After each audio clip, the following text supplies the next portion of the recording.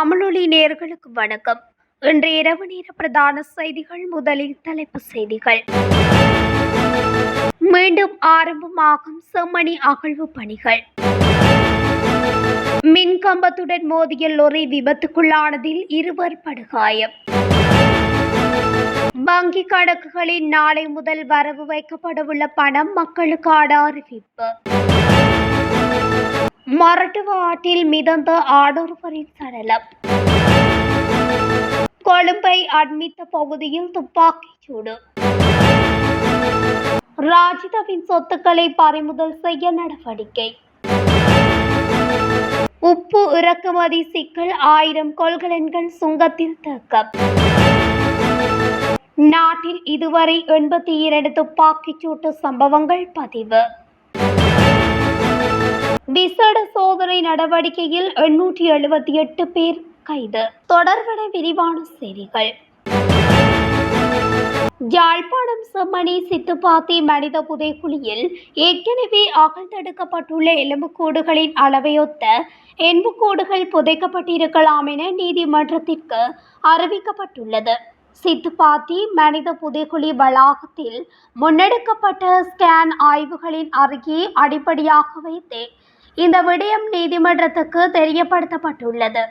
சித்துப்பாத்தி மனித புதைக்குழி வழக்கு யாழ்ப்பாணம் நீதவான் நீதிமன்றத்தில் நீதவான் ஏ ஆனந்தராஜா முன்னிலையில் எடுத்துக்கொள்ளப்பட்டது.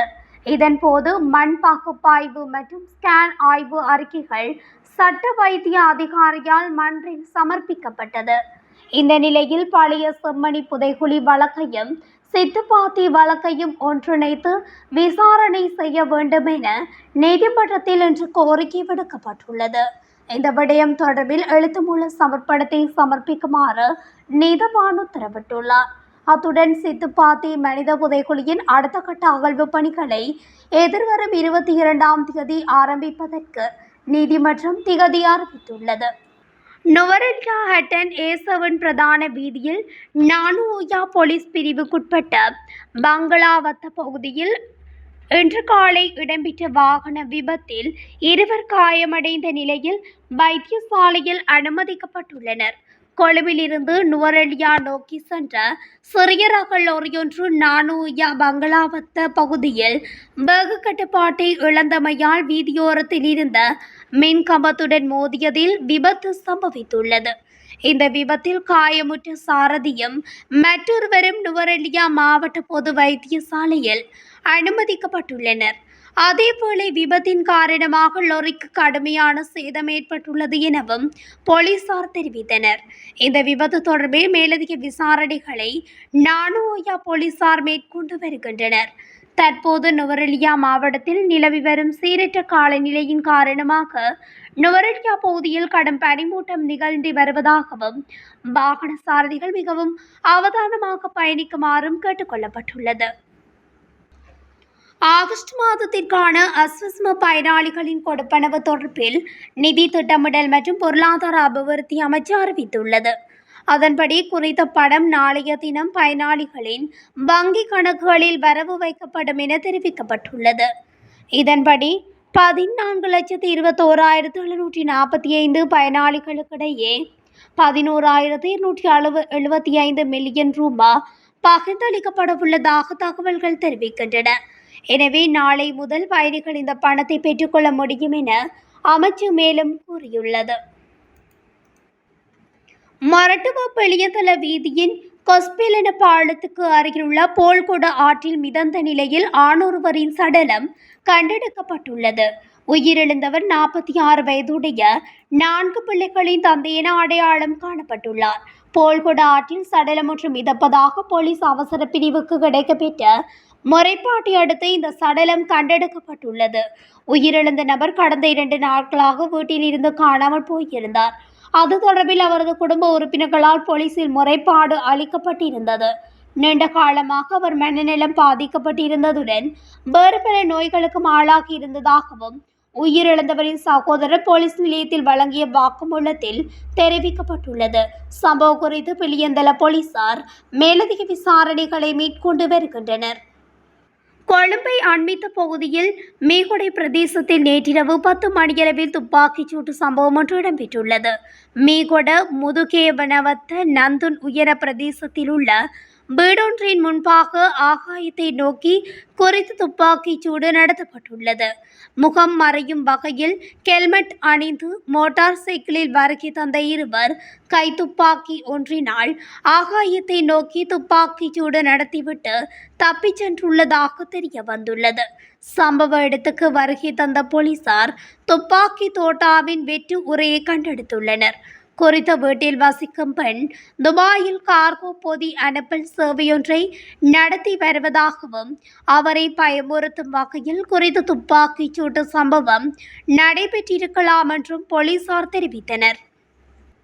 முன்னாள் அமைச்சர் ராஜித சேனாரத்ன தொடர்ந்து தலைமறைவாக இருப்பதால் அவரது சொத்துக்களை பறிமுதல் செய்யும் சாத்தியக்கூறுகள் குறித்து லஞ்சம் அல்லது ஊழல் குற்றச்சாட்டுகளை விசாரிக்கும் ஆணைக்குழு கவனம் செலுத்தியுள்ளதாக கூறப்படுகிறது. இது தொடர்பாக நீதிமன்ற உத்தரவு பெறப்பட உள்ளதாகவும் லஞ்சம் அல்லது ஊழல் குற்றச்சாட்டுகளை விசாரிக்கும் ஆணைக்குழுவை மேற்கோள் காட்டி தென்னிலங்கை ஊடகங்கள் செய்தி வெளியிட்டுள்ளன. ராஜித சேனாரத்னவை கைது செய்வதற்காக சமீபத்திய நாட்களில் அவர் இருந்த பல இடங்கள் தேடப்பட்ட போதிலும் அவரை கைது செய்ய முடியவில்லை என கூறப்படுகிறது. மேலும் ராஜிதவை கைது செய்ய நீதிமன்றத்தால் சமீபத்தில் ஒரு பிடியாணை பிறப்பிக்கப்பட்டது. முன்னதாக முன்னாள் போலீஸ் மா அதிபர் தேசப்பந்து தென்னக்கோனை கைது செய்வதற்கான முயற்சிகள் மேற்கொள்ளப்பட்ட நிலையில் அவர் தொடர்ந்து தலைமறைவாக இருந்ததால் அவரது சொத்துக்கள் பறிமுதல் செய்யப்படவிருந்த போதும் நீதிமன்றத்தில் முன்னிலையாகி இருந்தமை குறிப்பிடத்தக்கது. இலங்கைக்கு உப்பு இறக்குமதி செய்வதற்கு அரசாங்கம் நிர்ணயித்த ஜூன் 10 காலக்கெடுவுக்கு பிறகு நாட்டுக்கு வந்த சுமார் 1000 உப்பு கொள்கலன்கள் இலங்கை சுங்கத்தில் தேங்கியுள்ளதாக இறக்குமதியாளர்கள் தெரிவித்தனர். இதில் 400 கொள்கலன்கள் காலக்கெடு முடிந்த பிறகு வந்தவை எனவும் மீதமுள்ள 600 கொள்கலன்கள் இலங்கை தர நிர்ணய நிறுவனத்தின் ஒப்புதல் தாமதத்தால் தேங்கியுள்ளதாகவும் இறக்குமதியாளர்கள் கூறினர். இந்த 400 கொள்கலன்களுக்கு அரசாங்கம் எவ்வித நிவாரணமும் வழங்கவில்லை எனவும் இவை மீண்டும் ஏற்றுமதி செய்யப்படும் எனவும் அவர்கள் குறிப்பிட்டுள்ளனர். சந்தையில் தற்போது போதுமான உப்பு இருப்பு இருப்பதால் நிவாரணம் எதிர்பார்க்கவில்லை எனவும் மறு ஏற்றுமதிக்கு ஆட்சேபனை இல்லை எனவும் இறக்குமதியாளர்கள் குறிப்பிட்டனர். இந்த 400 கொள்கலன்களில் உள்ள 10,000 மெட்ரிக் டன் உப்பு சுமார் $1 மில்லியன் மதிப்புடையது.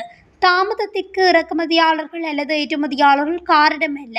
இந்தியாவின் குஜராத் துறைமுகத்தில் இருந்து அனுப்பப்பட்ட உப்பு கொள்கலன்கள் பாதகமான வானிலை காரணமாக ஜூன் 10 முன் இலங்கையை வந்தடையவில்லை என்றும் வட்டாரங்கள் தெரிவிக்கின்றன. இந்த சிக்கல் குறித்து அரசாங்கத்தின் மேலதிக நடவடிக்கைகள் குறித்தும் இன்னும் தகவல்கள் வெளியாகவில்லை. 2025 ஆண்டில் இதுவரை நாட்டில் மொத்தம் 82 துப்பாக்கிச் சூட்டு சம்பவங்கள் பதிவாகியுள்ளன. இந்த துப்பாக்கிச் சூட்டு சம்பவங்களில் இதுவரை 44 பேர் உயிரிழந்தனர். மேலும் 48 பேர் காயமடைந்துள்ளதாக கூறப்படுகிறது. இந்த துப்பாக்கிச் சூட்டு சம்பவங்களில் 62 சம்பவங்கள் ஒழுங்கமைக்கப்பட்ட குற்றவாளிகளுக்கு இடையிலான மோதல்களுடன் தொடர்புடையவை எனவும் மேலும் 20 சம்பவங்கள் பிற பிரச்சினைகளின் காரணமாக நடைபெற்றவை எனவும் கூறப்படுகிறது. போதைப்பொருள் மற்றும் ஒழுங்கமைக்கப்பட்ட குற்ற நடவடிக்கைகளை தடுக்கும் நோக்கில் முன்னெடுக்கப்படும் விசேட சோதனை நடவடிக்கையில் போதைப்பொருள் தொடர்பான குற்றங்களுக்காக 878 பேர் கைது செய்யப்பட்டுள்ளதாக நாடாளுமன்ற விவகார அமைச்சு தெரிவித்துள்ளது. நாடு முழுவதும் இலங்கை காவல்துறை விசேட அதிரடிப்படை மற்றும் முப்படைகளைச் சேர்ந்த மொத்தம் 6676 அதிகாரிகள் இந்த சிறப்பு தேடுதல் நடவடிக்கையில் ஈடுபட்டனர். இதன்போது 26,125 பேர் சோதனை செய்யப்பட்டனர். இந்த சோதனைகளின் போதே போதைப்பொருள் தொடர்பான குற்றங்களுக்காக 878 பேர் கைது செய்யப்பட்டனர். இத்துடன் தமிழொலியின் இன்று இரவு நேர பிரதான செய்திகள் நிறைவடைகின்றன. தொடர்ச்சியாக செய்திகளை அறிந்து கொள்ள தமிழொலி ஊடகத்துடன் இணைந்திருங்கள். நன்றி, வணக்கம்.